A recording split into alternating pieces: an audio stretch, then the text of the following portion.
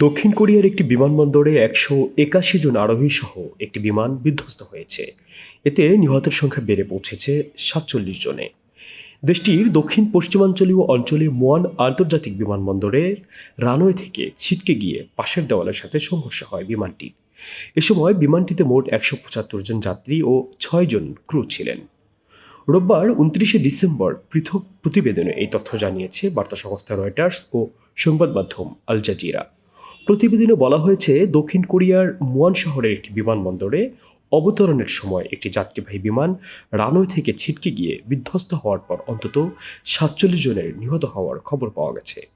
রোববার সকালে থাইল্যান্ডের রাজধানী ব্যাংকক থেকে জেজু এয়ারে 7C2216 এই ফ্লাইটটি ১৭৫ জন যাত্রী এবং ৬ জন ক্রু নিয়ে দেশের দক্ষিণে মুয়ান আন্তর্জাতিক বিমানবন্দরে অবতরণ করার সময় দুর্ঘটনাটি ঘটে বলে দক্ষিণ কোরিয়ার ইয়োনহোপ সংবাদ সংস্থার প্রতিবেদনে বলা হয়েছে।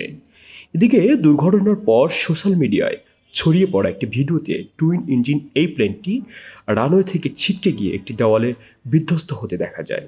এরপর সঙ্গে সঙ্গেই বিমানটিতে আগুন ধরে যায়। শাহ মোহাম্মদ ওয়ালিউল্লাহ, তরঙ্গ টিভি।